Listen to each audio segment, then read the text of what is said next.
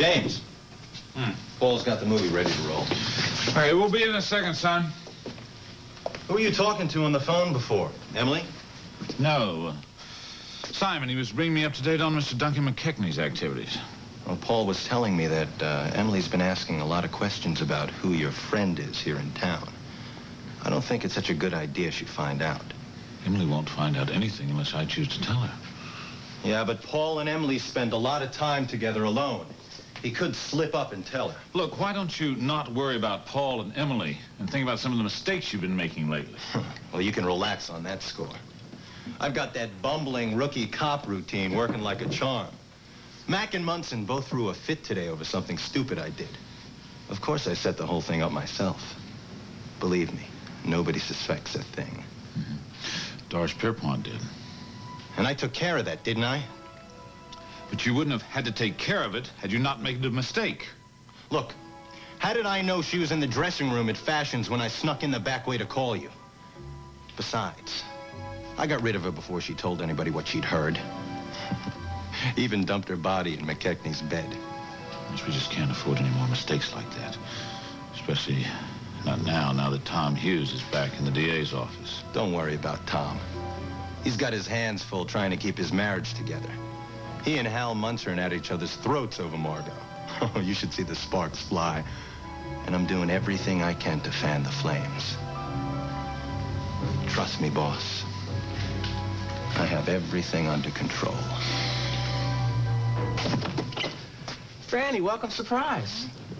I wasn't sure if you'd still be here. Oh, we public servants never take a break. Come on in, come on in. So what's up? Do you have a minute? Sure. Hey, what is it? I'm sorry. Oh, it's okay. Hey, take your time. Take your time. I've called off the wedding. What? Why? It says it's involved with someone else, Tom. Seth, I can't believe that. Are you sure? It's Sabrina. She was swimming at the Snyder Pond last night. Seth went down there, and he thought she was me, and they made love. Wait a minute. He mistook Sabrina for you, but how? I mean, I know you two look incredibly alike, but a man should certainly know. We never made love, Tom. We were waiting until after we were married. I see. Frannie, I can see how upset you are. This is almost an impossible thing to get past. Take it from somebody who knows. I mean, every time I see Margot with Hal, it's like someone's driving a knife through my heart. I know, Tom. But if she were to walk through that door right now and want to get back together, I'd take her back without even thinking about it. I mean, sometimes I think maybe I just have too much pride when it comes to love. Real, true love. Pride has nothing to do with it. Why in God's name wouldn't Sabrina try to stop him? She's in love with him, Tom. I mean, I knew about it. I even told Seth about it, but he just shrugged it off, and now I know why. Well, why? Because he has feelings for her, too, even though he won't admit them. I've seen the way he looks at her. His novel's called Sabrina. It's all about her. I don't think it was a mistake, Tom. I think that he knew he was making love to Sabrina, and he wanted to. I don't know what to say. I know what I'd like to do. I'd like to go punch him out. Oh, don't. This isn't... I'm sorry. I shouldn't be laying all this on you. You have enough problems of your own. Don't ever apologize for coming to me with your problems. I'm your big brother. That's why I'm here. Honey, I wish I could help, but I'm afraid this is something that you and Seth are going to have to handle together. You still love him, don't you? Otherwise, this would be so hard. Then you have to talk to him, honey. Get him to realize his feelings for Sabrina, to see if what you suspect is really true. Yeah, if it is. Then you have to deal with it. Find a way like I'm trying to do with Margot and Hal. Honey, I'm sorry. Well, I just hope whatever problem that Seth and Frannie have, that they resolve it soon. Oh, I always thought if two people loved one another enough, everything was possible. Now I'm not so sure anymore. What, are you and Tonio having problems?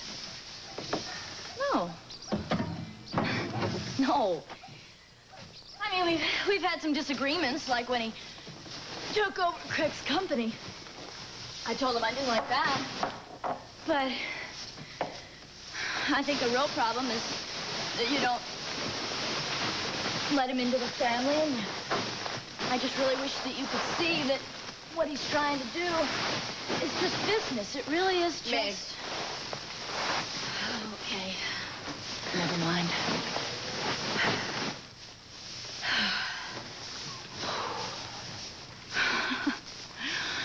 You know, it's funny.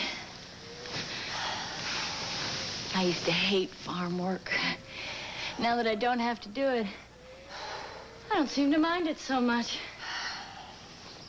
God, I remember when I was just going into high school, 13, 14. Oh, I wish I could be back there. Life was so much simpler then. Well, maybe it was for you, but it's a part of my life I'd like to forget. I'm sorry. That's okay. I can't imagine what it was like for you, having to carry Lily all alone and knowing you had to give her up. Well, I really didn't have a choice. I had to give her up. I knew I couldn't raise her alone. Because what Josh did to me, I couldn't go to Mom and Papa. You know, I just wish I would have realized that I could have talked to them about it. Things would be a lot different now.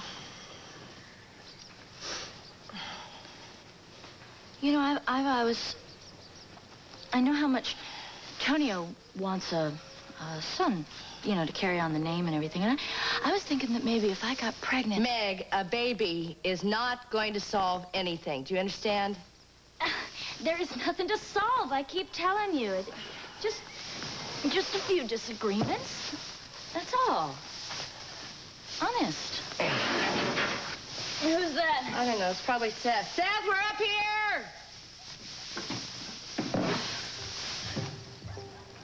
What are you doing here after what happened in the hospital today? That's why I'm here, Iva. I have to talk to Meg.